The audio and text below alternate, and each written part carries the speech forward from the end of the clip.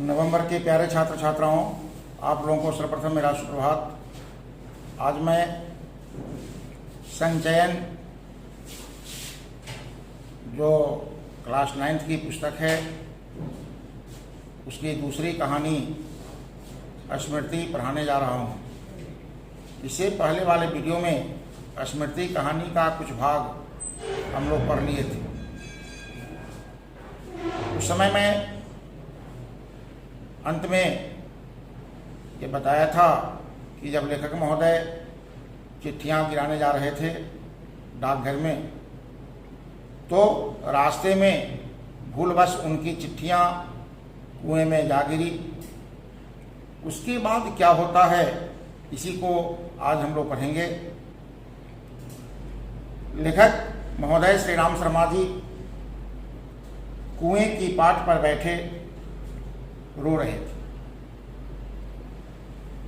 उनके साथ जैसा कि हम लोग जानते हैं कि छोटा भाई भी था। छोटा भाई ढारहें कहते हैं जोर जोर से रोना, जोर जोर से रोने की जो क्रिया होती है उसी के लिए एक शब्द है ढारहें। तो कहते हैं कि छोटा भाई ढारहें मारकर और मैं चुपचाप आंखें डबडबाकर, क्योंकि छोटे बच्चे जब भी रोते हैं तो रोने के साथ वो चिल्लाते भी हैं, लेकिन बड़े लोग जब रोते हैं तो चिल्लाते नहीं हैं। इसलिए लेखक महोदय चुपचाप रो रहे थे, उनकी आंखें डबडबा गई थी। कहते हैं कि जैसे पतीली में उफान आने से ढकना ऊपर उठ जाता है।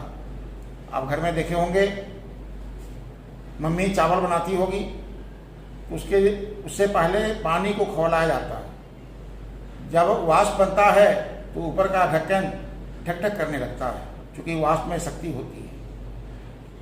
तो कहते हैं कि पतीली में उफान आने से ढकना ऊपर उठ जाता है और पानी बाहर टपक जाता है। उसी तरह निराशा, पीटने के भय और उद्वेग का अर्थ होता है बेचैनी से रोने का उफान आता था। पलकों के ढकने भीतरी भावों को रोकने का प्रयत्न करते थे। यानी पलकें जो है वह आंसुओं को बाहर आने से रोकने का प्रयास करती थी, पर कपोलों पर आंसू लुढ़क ही जाते थे। जैसे हम लोग देखते हैं कि पतीली में जब पानी को खौलाया जाता है ऊपर से ढक्कन ढककर, तो वाष्प बनते ही ढक्कन ढक ढक करने लगता है और वाष्प ढक्कन को ऊपर उठाकर बाहर चला आता है। वही स्थिति लेखक महोदय की हो गई थी। माँ की गोद की याद आती थी। बच्चे जब भी दुखी होते हैं, उदास होते हैं, तो उन्हें माँ की गोद की याद अनायास आती है। इनको भी माँ की गोद की याद आती थी। जी चाहता था, कहते हैं कि जी चाहता था कि माँ आकर छाती से लगा ले और लाड़ प्यार करके कह दे कि कोई बात नहीं, चिट्ठियां फिर लिख ली जाएंगी। तबीयत करती थी कि कुएं में बहुत सी मिट्टी डाल दी जाए और घर जाकर कह दिया जाए कि चिट्ठी डाल आए। पर उस समय झूठ बोलना जानता ही नहीं था। पहले के बच्चे, खासकर नन्हे मुन्ने बच्चे, सत्यवादी हुआ करते थे। आज भी अबोध बच्चे प्रायः सत्य बोलने का प्रयास करते हैं, लेकिन कलयुग के प्रभाव के कारण अब झूठ बोलने वालों की संख्या उत्तरोत्तर बढ़ती जा रही है। तो लेखक महोदय कहते हैं कि मैं अपने बचपन में झूठ बोलना जानता ही नहीं था। घर लौटकर सच बोलने पर रुई की तरह धुनाई होती, इसका भी भय था। यदि मैं घर जाकर सत्य बोल दूं कि मैं सांप को ढेला मारने के क्रम में चिट्ठियां कुएं में भूलवश गिरा दिया हूं, डाक खाने तक चिट्ठी नहीं पहुंचा पाया हूं, सोचते थे कि शायद इसके लिए बड़े भाई साहब मेरी बहुत पिटाई करेंगे। मार के ख्याल से शरीर ही नहीं मन भी कांप जाता था, क्योंकि पहले बच्चे को बेरहमी से पिटाई की जाती थी, तो पिटाई का ख्याल आते ही न केवल शरीर बल्कि इनका मन भी कांप जाता था। सच बोलकर पीटने की भावी भय और झूठ बोलकर चिट्ठियों के न पहुंचाने की जिम्मेदारी के बोझ से दबा मैं बैठा सिसक रहा था। दो तरह की स्थितियां एक साथ उत्पन्न हो गई थी, या तो मैं घर जाकर सत्य बता दूं या झूठ बोलूं। दोनों ये अंतर्द्वंद में फंसे हुए थे कि मैं क्या करूं। इसी सोच विचार में 15 मिनट होने को आए। 15 मिनट का समय यूं ही बीत गया। देर हो रही थी और उधर दिन का बुढ़ापा बढ़ता जा रहा था। दिन का बुढ़ापा बढ़ना अर्थात शाम होना, सूर्यास्त बहुत नजदीक आ गया था। इसी को बोलते हैं दिन का बुढ़ापा बढ़ना। कहीं भाग जाने की तबीयत करती थी।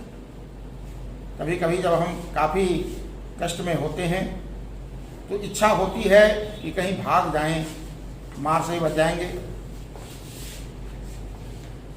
पर पिटने का भय और जिम्मेदारी की दुधारी तलवार कलेजे पर फिर रही थी। दुधारी कहते हैं वह तलवार जिसमें दोनों ओर धार हो। सामान्यतः तलवार में एक ओर धार होता है, लेकिन कुछ ऐसे तलवार हैं जिसमें दोनों तरफ से धार होता है, उसी तलवार को बोला जाता है दुधारी तलवार। लेखक महोदय आगे कहते हैं, बहुत सुंदर पंक्ति है, ध्यान देंगे। दृढ़ संकल्प से दुविधा की वेरियां कट जाती है। जब हम दृढ़ संकल्पित होते हैं तो जो भी मानसिक दुविधाएं होती है उसके बंधन स्वतः समाप्त हो जाते हैं। मेरी दुविधा भी दूर हो गई। जब दृढ़ संकल्पित हुए तो इनकी भी दुविधा दूर हो गई। कुएं में घुसकर चिट्ठियों को निकालने का निश्चय किया। कितना भयंकर निर्णय था, पर जो मरने को तैयार हो उसे क्या, मरता क्या नहीं करता। मूर्खता अथवा बुद्धिमत्ता से किसी काम को करने के लिए कोई मौत का मार्ग ही स्वीकार कर ले और वह भी जानबूझकर, तो फिर वह अकेला संसार से घिरने को तैयार हो जाता है। जो मृत्यु से घबराता नहीं है, मृत्यु से भय नहीं खाता, मृत्यु से डरता नहीं है, वह कुछ भी करने को तैयार हो जाता है। और फल, उसे फल की क्या चिंता। गीता में भगवान कृष्ण कहे हैं, कर्मण्येवाधिकारस्ते मा फलेषु कदाचन। तो ऐसे व्यक्ति फल की चिंता नहीं करते, वे केवल कर्म पर भरोसा करते हैं। फल तो किसी दूसरी शक्ति पर निर्भर है। उस समय चिट्ठियां निकालने के लिए मैं विषधर से भिरने को तैयार हो गया। पाशा फेंक दिया था। मौत का आलिंगन हो अथवा सांप से बचकर दूसरा जन्म, इसकी कोई चिंता न थी। लेखक महोदय इससे बेपरवाह थे, जो होगा देख लेंगे। पर विश्वास यह था कि डंडे से सांप को पहले मार दूंगा, तब फिर चिट्ठियां उठा लूंगा। बस इसी दृढ़ विश्वास के बूते मैंने कुएं में घुसने की ठानी। इसी दृढ़ विश्वास के बल पर लेखक महोदय कुएं में घुसकर चिट्ठियां निकालने का संकल्प लिए, प्रण किए। छोटा भाई रोता था और उसके रोने का तात्पर्य यह था कि मेरी मौत मुझे नीचे बुला रही है। यद्यपि वह शब्दों से न कहता था। वास्तव में मौत सजीव और नग्न रूप में कुएं में बैठी थी। किसके रूप में? सांप के रूप में। पर उस नग्न मौत से मुठभेड़ के लिए मुझे भी नग्न होना पड़ा। लेखक महोदय को भी नग्न होना पड़ा। छोटा भाई भी नंगा हुआ। कहते हैं कि एक धोती मेरी एक छोटे भाई की, एक चने वाली और 2 कानों में बंधी हुई धोतियां। कुल मिलाकर कितनी धोतियां हो गई? 5 धोतियां। और कुछ रस्सी मिलाकर कुएं की गहराई के लिए काफी हुई। हम लोगों ने धोतियां एक दूसरे से बांधी और खूब खींच खींच कर आजमा लिया कि गांठें करी है या नहीं। अपनी ओर से कोई धोखे का काम न रखा। धोती के एक सिरे पर डंडा बांधा और उसे कुएं में डाल दिया। दूसरे सिरे को डेंग, यानी डेंग किसको कहते हैं? लकड़ी का वह भाग जो जिस पर चरसपुर टिकता है, आप देखेंगे कुएं में, तो उसी को क्या बोला जाता है? डेंग। के चारों ओर एक चक्कर देकर और एक गांठ लगाकर छोटे भाई को दे दिया कि तुम इसे पकड़ो। छोटा भाई केवल 8 वर्ष का था। छोटा भाई कितने वर्ष का था? 8 वर्ष का। इसलिए धोती को डेंग से करी करके बांध दिया और तब उसे खूब मजबूती से पकड़ने के लिए कहा। पहले धोती को बांध दिए, उसके एक छोर को डेंग से, और उसके बाद छोटा भाई को पकड़ा दिए कि तुम इसे पकड़े रहो। मैं कुएं में धोती के सहारे घुसने लगा।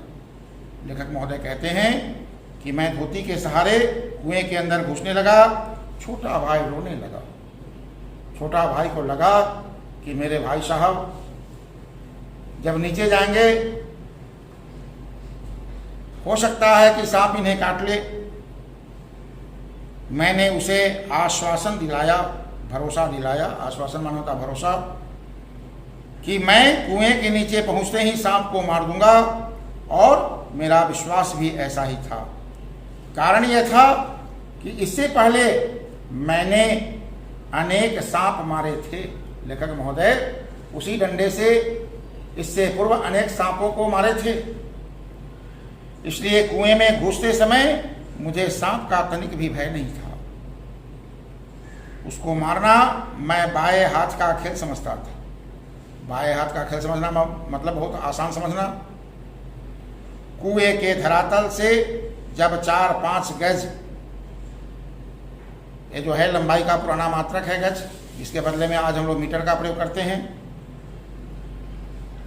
कहते हैं कि कुएं के धरातल से जब 4-5 गज रहा हूंगा तब ध्यान से नीचे देखा। अक्ल चकरा गई।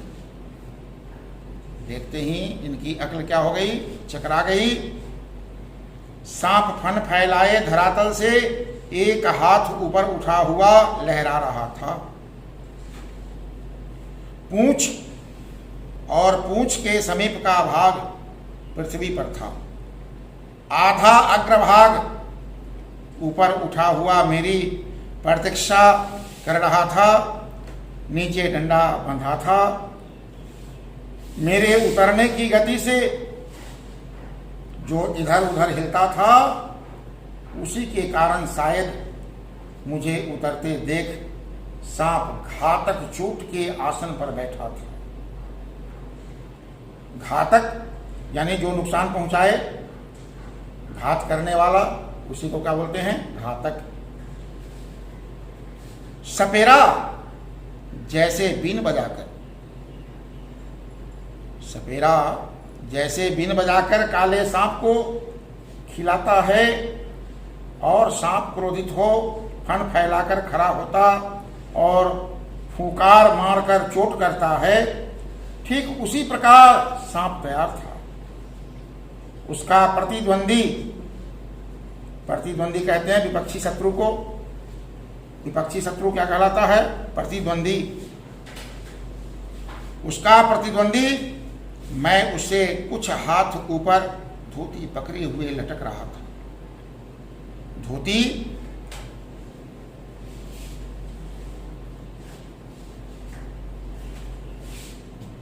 पकड़े हुए बीच में क्या कर रहे थे? लटक रहे थे। उसके बाद देखिए आगे क्या होता है। धोती डेंग से बंधी होने के कारण कुएं के बीचों बीच लटक रही थी और मुझे कुएं के धरातल की परिधि के बीचों बीच ही उतरना था। इसके माने थे सांप से 1.5-2 फुट, गज नहीं फुट की दूरी पर पैर रखना पड़ता और इतनी दूरी पर सांप पैर रखते ही चोट करता। स्मरण रहे, याद रहे, कच्चे कुएं का व्यास बहुत कम होता है। आप लोग पढ़े होंगे त्रिज्या, परिधि, व्यास, ये सब मैथ्स के शब्द हैं। तो कच्चे कुएं के व्यास क्या होते हैं? बहुत कम होते हैं।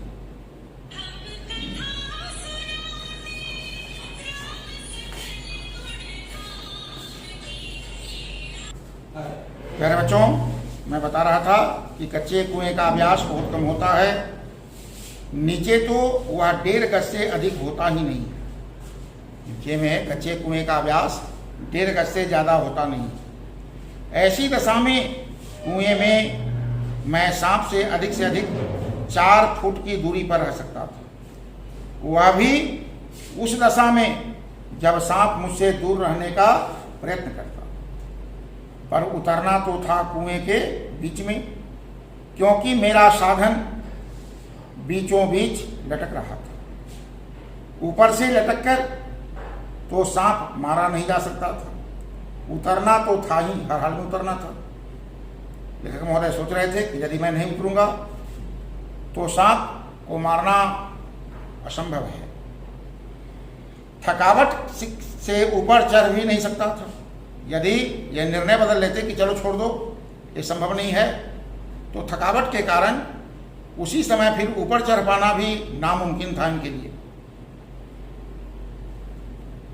अब तक अपने प्रतिद्वंदी को पीठ दिखाने का निश्चय नहीं किया था। कहते हैं कि हमारे जो शत्रु हैं, विपक्षी शत्रु, उनको पीठ दिखाने का यानी उनसे हार मान लेने का निर्णय नहीं किया था। यदि ऐसा करता भी तो कुएं के धरातल पर उतरे बिना फिर क्या मैं ऊपर चढ़ सकता था? ये सवाल उठाते हैं। धीरे धीरे उतरने लगा। एक एक इंच ज्यों-ज्यों मैं नीचे उतरता जाता था, त्यों-त्यों मेरी एकाग्रचित्तता बढ़ती जाती थी। एकाग्रचित्तता यानी स्थिर चित्त होकर जब हम ध्यान लगाते हैं तो उसी को बोलते हैं एकाग्रचित्तता।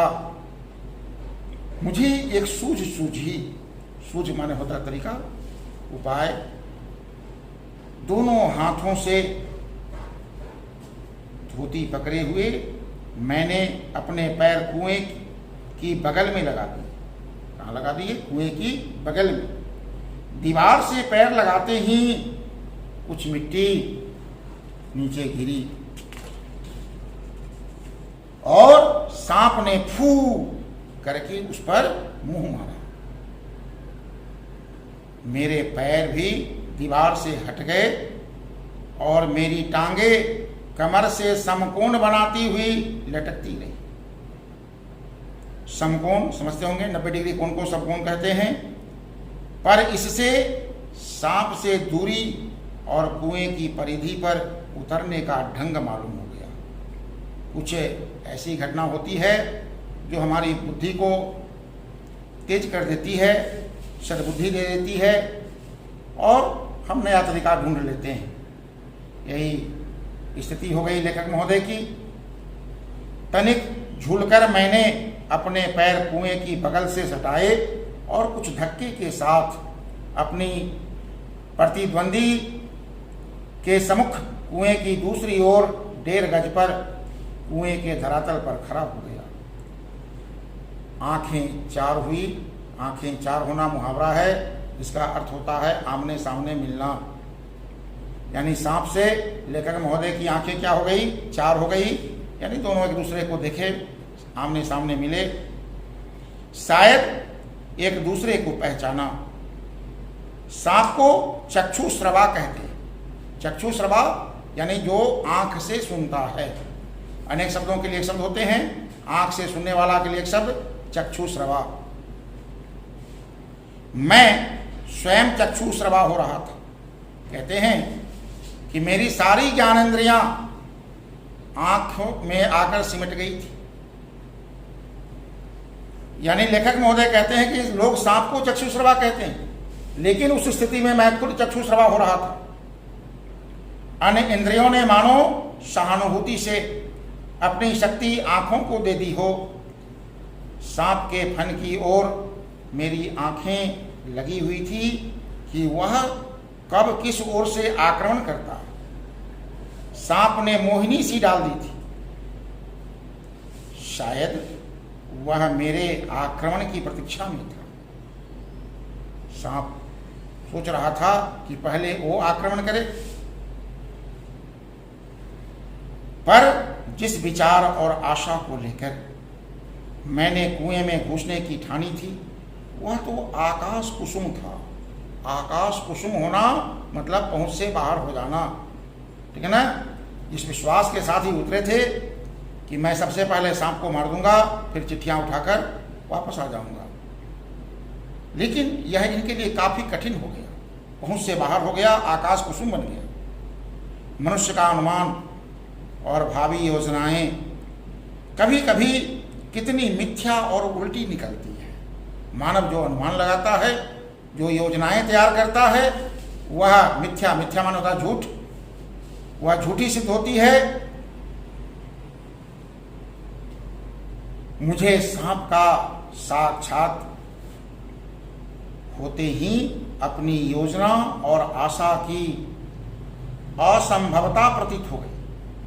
जो योजना बनाए थे लगा कि यह योजना असंभव है। डंडा चलाने के लिए स्थान ही न था, क्योंकि डंडा चलाने के लिए स्पेस चाहिए, जगह चाहिए, ताकि जोर से डंडा घुमाकर उस पर प्रहार किया जाए। स्थान ही नहीं था। लाठी या डंडा चलाने के लिए काफी स्थान चाहिए जिसमें वे घुमाए जा सके। सांप को डंडे से दबाया जा सकता था, पर ऐसा करना मानो तोप के मुहरे पर खड़ा होना था। कोई जाकर तोप के मुहाने पर खड़ा हो जाए तो यदि तोप छोड़ दिया जाए तो उसकी धज्जियां उड़ जाएगी। यह स्थिति लेखक की हो गई थी।